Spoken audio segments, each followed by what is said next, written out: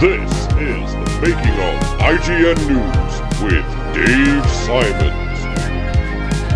And anyone else we could find who wanted to be in this episode and appear on TV for a few minutes.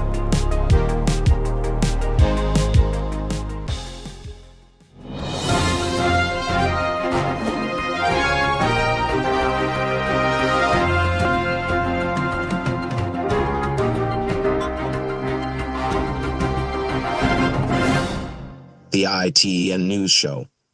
If you could pick just one word to describe the show, what would it be? Epic, ingenious, hilarious, groundbreaking.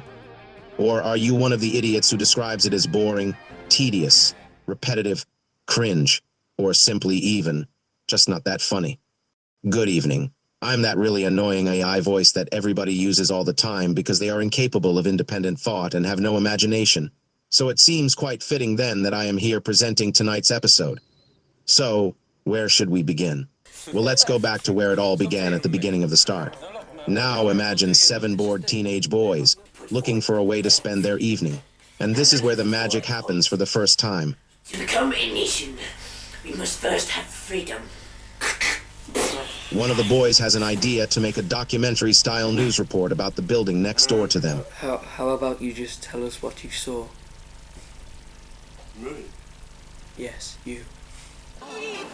Right, well, we're here at the house, and it is only a matter of seconds before we find out what is going on. The story would center around a fabricated news story about the conditions that the residents of the building were living in. Well, as we've just seen some astounding evidence there from up that window, we are now going to call on one of these houses and ask for pure evidence and see if this is really happening. Here we are introduced to the original ITN news crew. Dave Simmons was a resident of the building and was more than happy to appear in the fake documentary show. The show was originally called The Ferret, which was then later changed to Cat Feld, thanks to one of the most unintentional and hilarious moments ever caught on camera. Catsfeld, cat lady, Catfeld, Catslant. Let's do it as number 1. Let's read. Would you mind if we asked you a few questions? Okay, that's it. What you are about to witness is the first ever ITN news report. So if you wouldn't mind answering a few questions. Yes, of course. Any question? Stephen, questions. Question number 3. What? 2 men is being shot down in Hodgin Street, in East London, and so far this is on fire. Little did these young men know that they had just created the most popular phrase in all of humankind's history. 2 men were shot down on Hodgin Street in East London.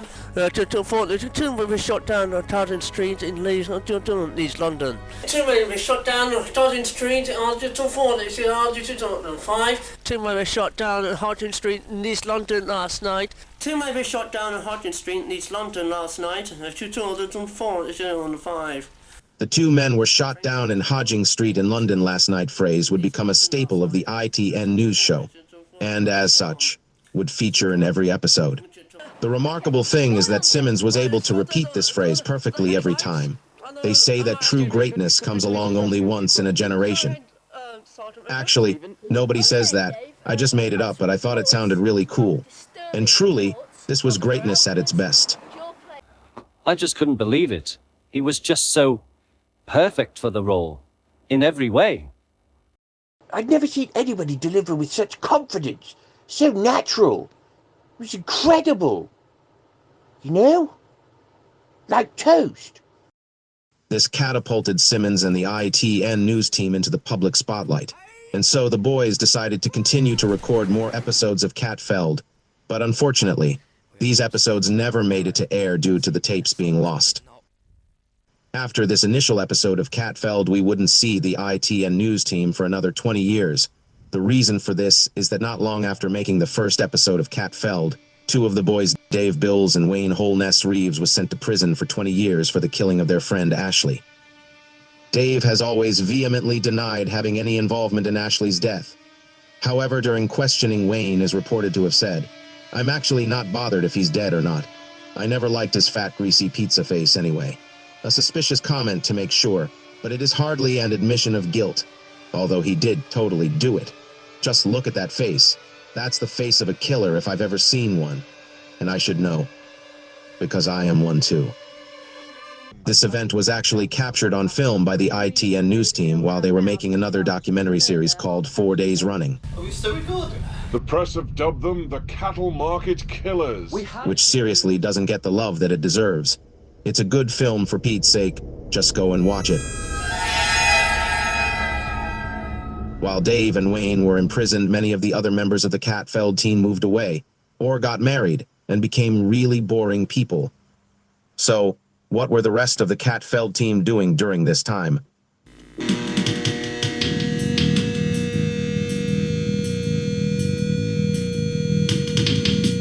Three of the Catfeld team members began to create an animated series called Spider Force. The show quickly gained a cult following online and contained 26 episodes, and there was even a movie. 14 of the episodes were created by the original team, and the remaining episodes were produced by the Big Water Dub team. Some say these episodes were better than the originals, but the voice acting is kind of crappy, and others say they are lacking that it factor that the original episodes had. These radical opinions divided the Spider Force community, but soon enough, something would come along that would reunite the fans on both sides.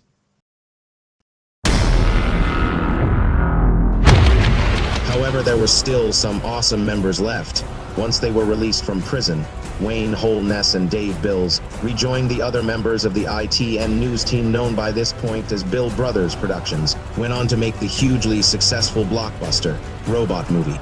And it was while editing this film that the Bill Brothers Productions editor came across the missing tapes of Catfeld, which were lost over 20 years ago.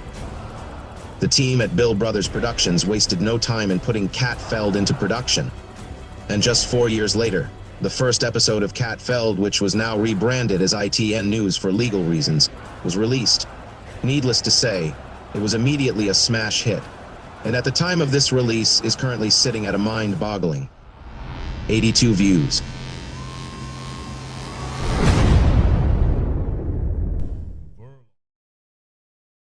It wasn't ready. I mean, the world just wasn't ready for a show like this. How could it be? I know I wasn't ready. Were you ready? I bet you weren't. This is Juggs Mc Kenzie, who insisted that we protect her identity, which makes absolutely no sense because we already know her name and what she looks like. I loved the show. It was loads of fun to work there. It's just a shame I've had to go into this protection because of it. Bill Brothers Protections were always careful to be as inclusive as possible, including even hiring a video game character. This is Newsman, an actual living, breathing video game character. I could not believe my luck when they asked me to join ITN News Team. I never thought in a million years that people would accept me for my voice. I felt for sure that nobody would understand me because of the way I talk, just like the Welsh, and the Scottish, and the people from Liverpool, and people from Newcastle. Needless to say, I was thrilled to be asked to join the team at ITN News. Oh no! Not again! No! Stop this! You stupid not-so-gonzo Afrikaner! Now just you turn yourself around and get out of here.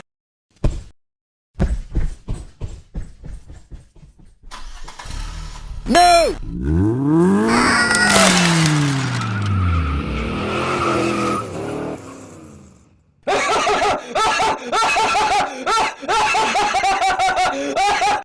The amount of reporters at ITN News began to expand rapidly, including Richard Nixon. Sorry, start again. Hold on. Art. One more. Sorry, please start again. I was the president. Sorry, start again. You guff. I was the president of the freaking United States of America. But my greatest achievement was appearing on ITN News.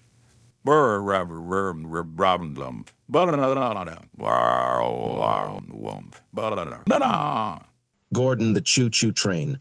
I remember the first time I met Simmons. He called me Peter to my face. I couldn't believe it. I wanted to punch his face in, but I didn't, because even then, I could see he was a genius. Nipples. Lovely, lovely nipples. Carnold Schwarzenegger. Broom, broom, I am a car. Ha ha ha ha. Broom, broom, I am a car. That is brilliant. I know, right? And Morgan Freeman. You spend your lifetime as a Hollywood A-list actor getting the greatest jobs in the world. And then you say one thing one time, and before you know it, you're the flipping cheese and cats man. Thanks a lot, ITN News. Joining us now is the editor for ITN News, Dave Bills. Well, when we were getting started with ITN News, we did have some talent on staff.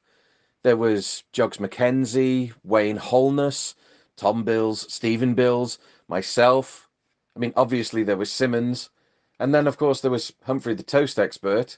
I mean, he's okay, if you don't mind the crumbs. But we were just lacking something. Something was missing from our team. We needed someone with some real class. And of course, naturally, our first thought was Peter Binister. But he was just so busy with being the lead singer for the Sinister Binisters. I mean, we never thought in a million years when we reached out to him that he would ever join us. I mean, you're talking about the most successful rock band in all of history. I mean, you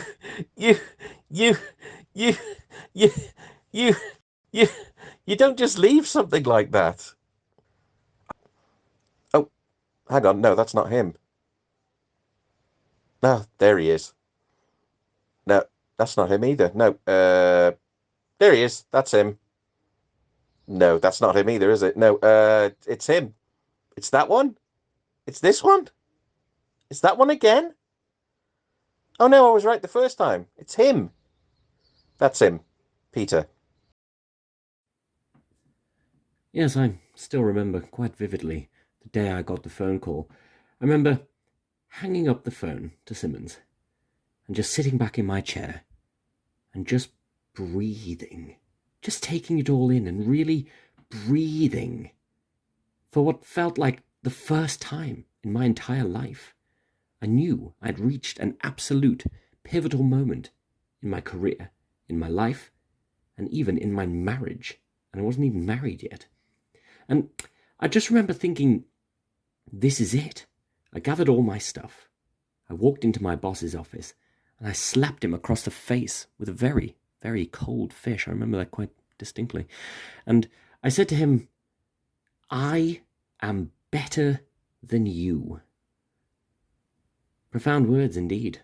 I still marvel at my ability to say those words in that moment, even now, all these years later. And I remember I slapped him across the face and I got a pen and I wrote, I am better than you, across his forehead. I had to scrub it out and do it again because I hadn't written it in reverse, so of course he wouldn't be able to read it in the mirror. But I remember thinking, this is it. I'm now better than all these people. The first day I got to the ITN studios, Simmons walked up to me and he shook my hand. He took my hand in both his hands, possibly even all three, and he said to me, and I've never forgotten those words in all these years. In fact, I still believe I have it written on a plaque somewhere in my office. I think it's still behind my desk, in my old desk in my office. And what an extraordinary time that really was. I had made it. I was in the big time. I had done it, and I'd fulfilled every dream and desire that a finger bunny could possibly hope for. Now that Peter Binister was working for ITN News, other major celebrities quickly followed suit. I mean, let's be honest. I already had a good job on television, but when I heard that Peter Binister had joined ITN News, I knew that I had to join ITN News as well. And so I left the island of Sodor as fast as I possibly could by attaching a rocket to my bum. Whee! I was out of there faster than the fat controller at an all-you-can-eat buffet. Oi, I heard that. Well, I said it loudly, fat man. By this point, it may have seemed that ITN News was an unstoppable force. And like the old saying goes, Like all unstoppable forces, eventually, they will inevitably smash into an immovable object. That's another expression that I just made up that sounds like a famous quote, but actually isn't. Man, I'm really good at that. The unstoppable force in this case was ITN News, and the immovable object is, well,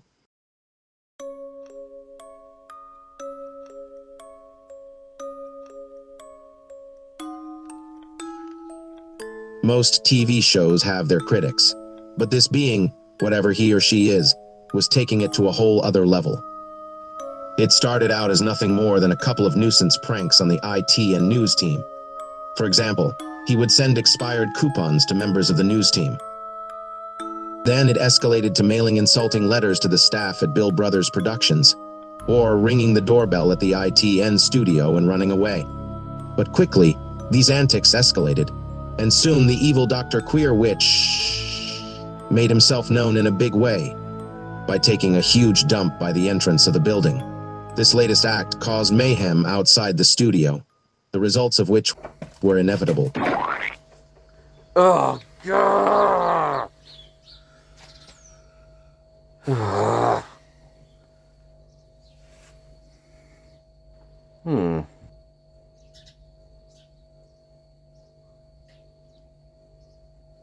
Ew, what are you doing? What? Nothing! God! It was clear that this Dr. Kwear Which was just crying out for attention, and so the producers of Bill Brothers Productions came up with a radical, if dangerous idea. Why not ask this Dr. Kwear Which to come and work for them, an offer that the doctor accepted immediately without hesitation. However, when the doctor arrived for his first day of working at ITN News, the news team seized him and locked him in the studio. And for a time at least, it seemed that had solved their problems.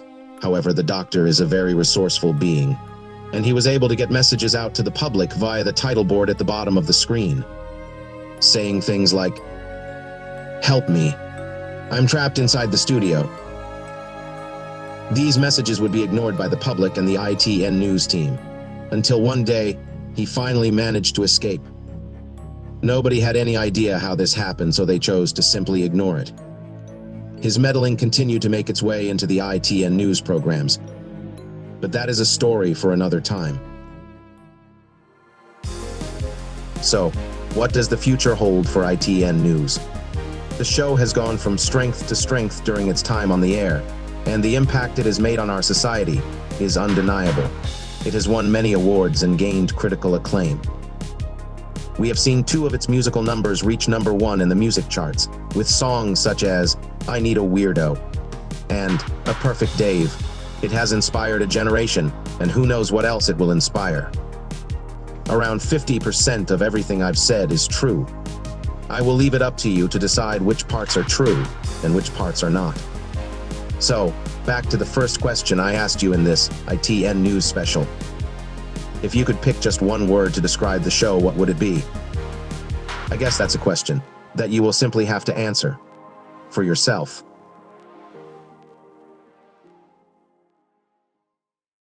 Now I know what you're all thinking. Hang on just a minute. How is it that A Little Bit Weird was not included in this documentary? And the answer to that might surprise you. The truth is, I was in it the whole time.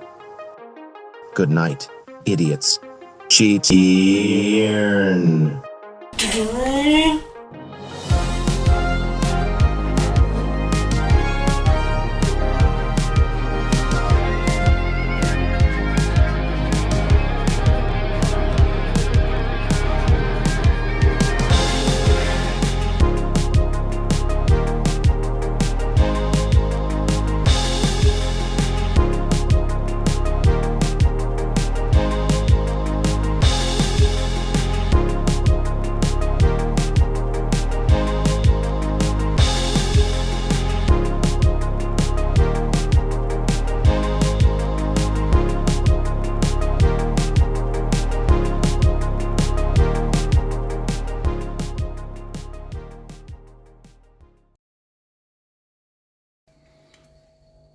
You might think this is chocolate. It's all part of the skit. It's not, it's real dog poo. It's good, you should try it. It's not dog poo, not really. I didn't have any chocolate, so I just used my own poo.